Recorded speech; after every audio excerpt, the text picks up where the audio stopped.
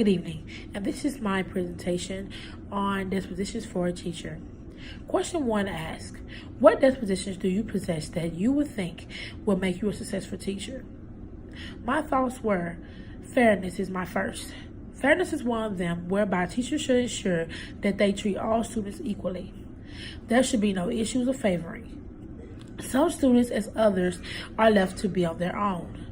Fairness, in this case, will be able to promote social justice, and it should also be able to ensure that there is confidentiality on issues that are affecting students personally. Fairness includes many things among building positive relationships with students and seeking to know issues that are challenging to these students. By having this disposition, it becomes easy to succeed as a teacher. Burgess, 2015. Professional conduct is the other disposition that would make a teacher succeed. This disposition entitles dressing well in school, dedication to work, and communicating as it should. By having professionalism, a teacher is bound to succeed. Curiosity also comes in handy to make a teacher succeed in what they are doing. Curiosity entitles a lot among motivating students to go beyond what they know, challenging students to seek more information, encouraging collaboration and teamwork, and posing real-world problems for students as they seek to solve them, among other things. Through curiosity, a teacher will succeed in the teaching profession. Honesty is the other essential disposition that can make teachers succeed within their profession.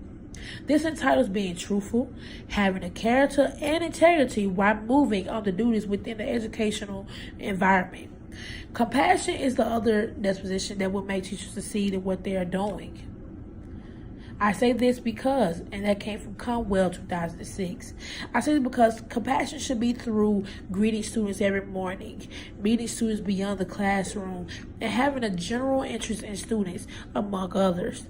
Other dispositions that should be with teachers are reflection and disposition amongst others. You have to remember that students feed off of you. They feed off of what you get them. If you come in with an attitude, they're going to have an attitude. But if you come as a teacher that say, good morning, how are you? How was your night? How was your day? The kids will have a great day. They will succeed in their works. Question 2. What dispositions do you need to work on before you enter the classroom as a first-year teacher? As a first-year teacher, in my remembrance, there are dispositions that one should have to understand the teaching profession well and get to succeed. These dispositions are compassion. Compassion is one disposition that should be possessed by a first-year teacher. Meeting students for the first time is not an easy task. There are students that may judge a teacher as per the appearance. At the same time, students have high expectations, and it is for that reason that the teacher should be able to prove to the students that he or she cares. By greeting students in a friendly way and getting to know the names of all the students, a teacher will find it easy in going about their teaching profession. Professional conduct is another disposition that a first-year teacher should work on. Burgess, 2015. Teachers getting into class for the first time should be able to communicate well amongst their students and peers. And at the same time, the way one carries themselves within the school environment will lead to gaining of success within the profession. Honesty, once again, is another disposition that first-year teachers should work on. Honesty is made up of character, trust, and integrity. And it is also an essential component that will be embraced by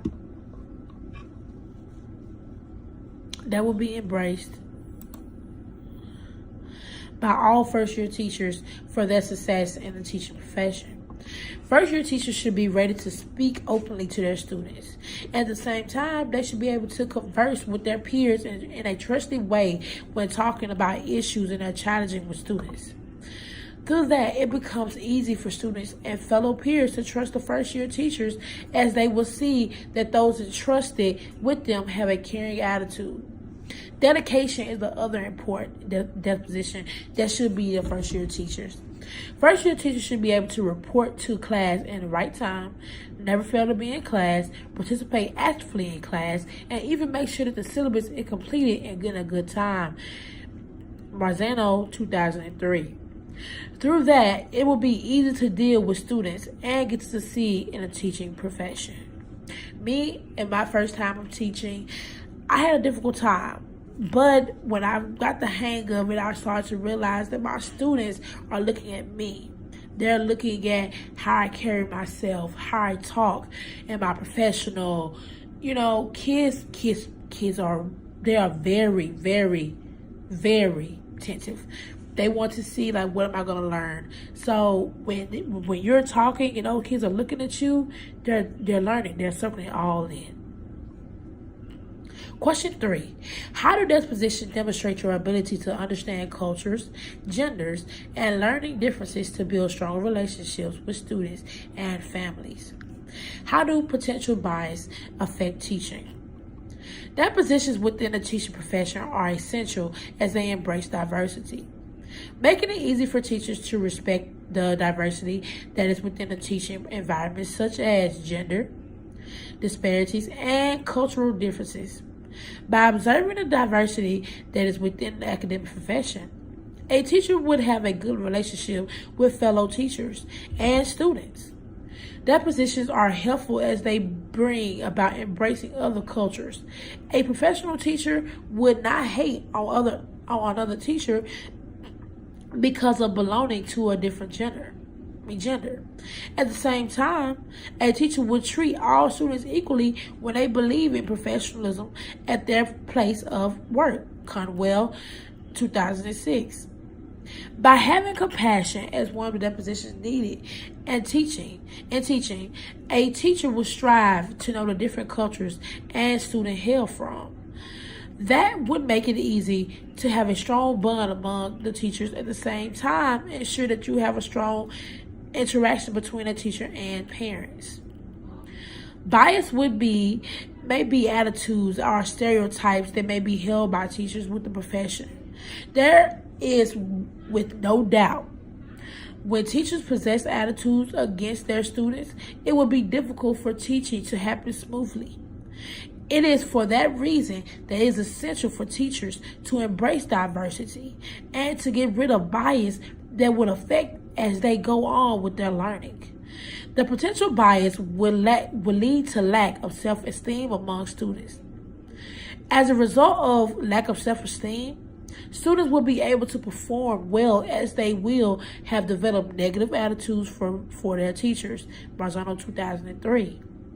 At the same time, bias may bring a negative conflict in a classroom, making it hard for unity, and eventually there will be a negative performance from the students. So it's good to piggyback off of what I said. It's good to have a good attitude when you walk into your classroom. Greet them, smile at them, hug them. If they come up for a hug them back. If they want you to give them a high five, give them a high five. That will show them that you care, that you have a heart, that you care, that you actually want to see them succeed. Question 4: how do you anticipate using feedback from your annual performance evaluations, observations, and data on student performance to adjust your dispositions and teaching practice to benefit learning? Performance evaluation is essential within any field. In this case, a teacher should be able to use feedback and data concerning performance evaluation to better the learning of students by adjusting on the dispositions that there are. It is for that reason it would be great for teachers to analyze the areas that were not good to get to improve on them.